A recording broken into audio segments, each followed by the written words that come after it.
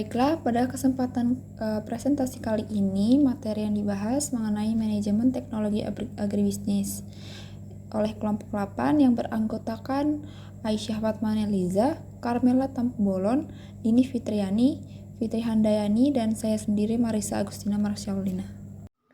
Nah, sekarang kita akan masuk pada materi yang pertama, yaitu ruang lingkup manajemen teknologi agribisnis. Teknologi agribisnis adalah salah satu sarana utama untuk mencapai tujuan efektivitas, efisiensi, serta produktivitas yang tinggi dari perusahaan-perusahaan agribisnis. Teknologi sebagai salah satu sumber daya produksi harus dapat digunakan secara tepat, yang meliputi jenis teknologi dan skala aplikasinya. Penentuan jenis teknologi sangat terkait dengan skala usaha, jenis usaha, kemampuan biaya, kemampuan sumber daya manusia, serta kebutuhan dan keinginan pelanggan. Oleh karena itu, perlu upaya pengelolaan teknologi yang efektif mulai dari perencanaan teknologi, pengorganisasian teknologi, pelaksanaan aplikasi teknologi, serta upaya pengendalian yang dibutuhkan. Dengan demikian, fungsi-fungsi manajemen umum yang telah dikenal juga diterapkan dalam manajemen teknologi. 1. Perencanaan teknologi. Perencanaan pengembangan dan aplikasi teknologi agribisnis terkait dengan pemilihan jenis teknologi yang akan dikembangkan dan diaplikasikan. Hal-hal yang perlu diperhatikan di bawah ini dalam skala mikro mempertimbangkan jenis bidang usaha dan skala usaha yang dijalankan. Sedangkan dalam skala makro mempertimbangkan prioritas bidang teknologi yang akan dikembangkan dalam kaitannya dengan pengembangan dunia bisnis dan ekonomi nasional. Misalnya, pemerintah mencanangkan pengembangan agribisnis nasional yang tangguh untuk meletakkan fundamental ekonomi, maka pemilihan teknologi yang akan dikembangkan dan diaplikasikan adalah teknologi di bidang agribisnis. Kemampuan pembiayaan, pengembangan, dan aplikasi teknologi, hal ini sangat penting karena pengembangan teknologi melalui riset dan pengembangan membutuhkan biaya yang relatif besar. Begitu juga aplikasinya, tetapi besarnya biaya yang dibutuhkan juga tergantung pada jenis teknologi yang dipilih, kemampuan sumber daya manusia atau potensi sumber daya manusia, kemampuan sumber daya manusia terutama dalam riset dan pengembangan untuk mengembangkan suatu jenis teknologi. Sangat penting untuk diperhitungkan dalam perencanaan sehingga pengembangan teknologi yang dilakukan menghasilkan produk teknologi yang memuaskan. Begitu juga dalam perencanaan aplikasi teknologi, sangat terkait dengan apakah kemampuan sumber daya manusia yang dimiliki atau yang dapat dikuasai mampu mengoperasikan teknologi yang dipilih tersebut. Perencanaan, pengembangan, dan aplikasi teknologi dalam skala mikro membutuhkan penilaian dengan berbagai kriteria yang dikelompokkan sebagai berikut. Yang pertama, kriteria yang menyangkut kompensasi teknologi, lalu selanjutnya kriteria kompatibilitas dan kemampuan produksi, lalu yang selanjutnya kriteria dalam lingkup distribusi dan pemasaran, lalu yang keempat kriteria kompatibilitas sistem operasional, lalu selanjutnya kriteria infrastruktur, dan yang terakhir kriteria yang menyangkut implikasinya terhadap pelanggan atau konsumen. Selanjutnya yang kedua itu pengorganisasian teknologi. Manajemen teknologi juga mencakup pengorganisasian sumber daya yang diperlukan dan mengalokasikan secara tepat dan efisien.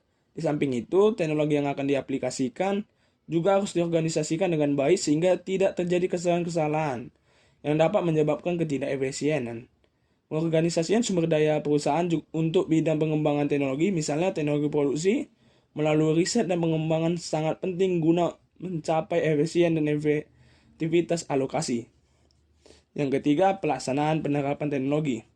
Jika rencana pengembangan dan aplikasi teknologi telah dirampungkan serta semua sumber daya yang dibutuhkan telah siap untuk dioperasikan, maka timbullah waktu untuk memulai pelaksanaannya. Pelaksanaan tersebut mulai dari pengembangan sampai penggunaan teknologi dalam produksi operasi perusahaan. Yang keempat itu pengawasan, evaluasi, dan pengendalian. Fungsi pengawasan dilakukan terus-menerus sejak perencanaan dan dalam berbagai aspek. Sedangkan evaluasi dapat dilakukan secara berkala untuk mengetahui kesesuaian antara rencana, pelaksanaan, dan hasil serta mengetahui ada tidaknya penyimpangan dari rencana semula. Di samping itu, pengawasan dan evaluasi juga berfungsi untuk menilai perlu tidaknya diadakan penyesuaian. Jika terjadi penyimpangan dan kesalahan dalam operasi, maka harus segera dilakukan pengendalian. Yang selanjutnya yang B, teknologi dalam agribisnis. Teknologi dalam agribisnis mencakup teknologi dalam berbagai aktivitas. Pengandaian, penyaluran sarana produksi, pengolahan, hingga pemasaran. Teknologi tersebut mencakup aplikasi dari bioteknologi, mekanisasi, biokimia, teknik fisika, dan teknik nuklir, mikroelektrik, teknologi dirgantara, komunikasi dan perhubungan, geodesi dan geologi, serta jenis teknologi lainnya. Sampai saat ini, nyata perannya baru aplikasi dari bioteknologi, teknik kimia, dan pestisida, dan teknik mekanisasi.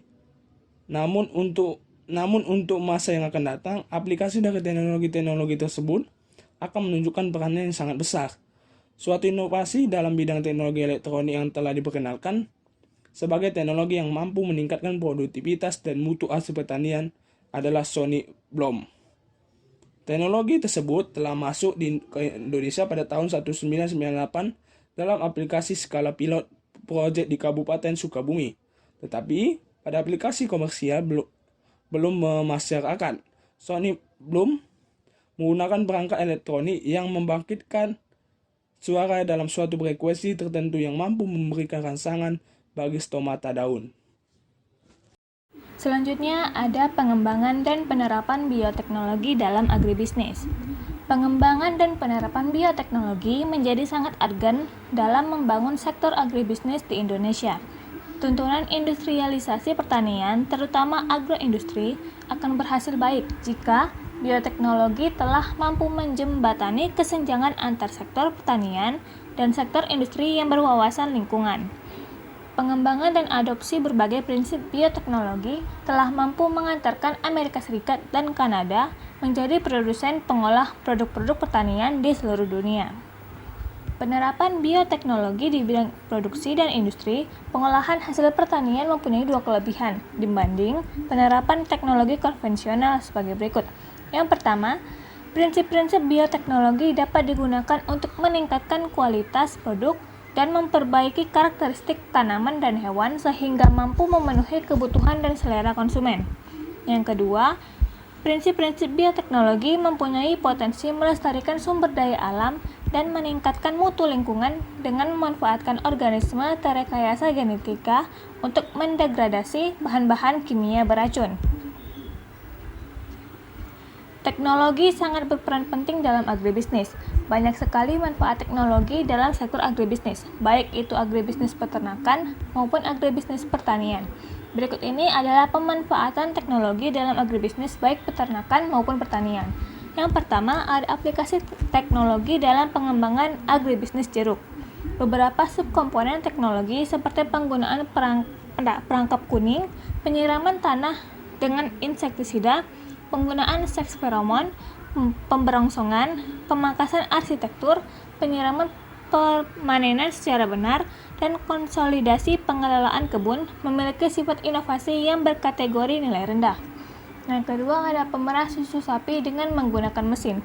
Metode pemerahan susu sapi dahulu kala hanya dengan cara tradisional atau memerah dengan tangan sendiri. Namun, sekarang para peternak sapi dapat menghasilkan susu dari sapinya selain memerah dengan tangan, tapi juga terdapat alat modern yakni dengan menggunakan mesin pemerah susu. Dan yang ketiga, ada alat penanam padi Jarrow transplanter. Konsep alat ini adalah memberikan jarak yang pas antara satu barisan padi dan barisan padi lainnya. Menurut riset, sistem ini ternyata mampu meningkatkan produksi sampai dengan 30%. Selain itu, jarak yang lebar antar baris juga memudahkan untuk pemeliharaan tanaman padi. Selanjutnya kita akan membahas tentang studi kasus. Pengolahan tanaman terpadu atau PTT merupakan pendekatan dalam pengolahan lahan, air, tanaman, organisme pengganggu tanaman atau OPT, dan iklim secara terpadu dan berkelanjutan dalam upaya peningkatan produktivitas, pendapatan petani, dan kelestarian lingkungan. Prinsip PTT mencakup 4 unsur yaitu integrasi, interaksi, proceeding, seminar nasional teknik pertanian, dan partisipatif. Komponen teknologi dalam PTT dibagi menjadi dua, yaitu komponen teknologi dasar terdiri dari varietas modern, benih bermutu dan sehat, pemupukan yang efisien, dan pH sesuai OPT sasaran. Sedangkan komponen teknologi pilihan terdiri dari pengolahan tanaman, bibit muda, pupuk organik, irigasi berselang, pupuk cair, dan penanganan panen dan pasca panen. Hasil aplikasi PTT pada lahan sawah irigasi yang dilakukan oleh Balai Besar Penelitian Tanaman Padi sejak tahun 1999 di Sukamandi menunjukkan bahwa peningkatan hasil padi yang diperoleh berbeda menurut tingkat dan skala luasan usaha. Pada tingkat penelitian dan demonstrasi dengan luasan terbatas 1 sampai 1,25 ha dapat meningkatkan hasil rata-rata 37%. Peningkatan tersebut kemudian berkurang menjadi 27% dan 16%, masing-masing di tingkat pengkajian dan luasan 1 sampai 5 ha dan di tingkat implementasi di 30 lokasi P3T dengan luasan 50 sampai 100 ha. Selain itu, dengan PPT hasil gabah dan kualitas beras juga meningkat. Biaya usaha tani padi berkurang, kesehatan dan keselarasan lingkungan terjaga. Hasil implementasi pendekatan PTT dengan mengintroduksikan berbagai padi VUB seperti Mengkongga, Ciboga, Cigelis, Conde, Angke, dan Sarina di berbagai kabupaten di Jawa Tengah tahun 2007 menunjukkan dapat meningkatkan produktivitas padi bila dibandingkan dengan produktivitas padi dengan menerapkan tingkat petani atau existing. Akhirnya sampai pula pada kesimpulan presentasi pada kali ini. Berdasarkan pembahasan di atas dapat disimpulkan beberapa hal, yaitu agribisnis sudah menjadi pola sosial budaya masyarakat di Indonesia dalam memenuhi kebutuhan ekonomi dan kebutuhan pangan di Indonesia, baik itu agribisnis peternakan maupun agribisnis pertanian. Teknologi sangat berperan penting dalam membantu para peternak dan petani dalam mengelola agribisnis. Tetapi di sisi lain terdapat juga kerugian yang diakibatkan oleh teknologi. Oleh karena itu, kita juga harus memiliki manajemen yang baik dalam agribisnis. Ketiga, dalam agribisnis kita harus bisa menyeimbangkan manajemen dan teknologi karena diperlukan untuk meminimalkan dampak negatif dan memaksimalkan manfaat yang diperoleh. Dalam bidang bisnis, manajemen teknologi juga berkaitan erat dengan kegiatan operasional peternakan untuk menghasilkan produk dan jasa bermutu tinggi.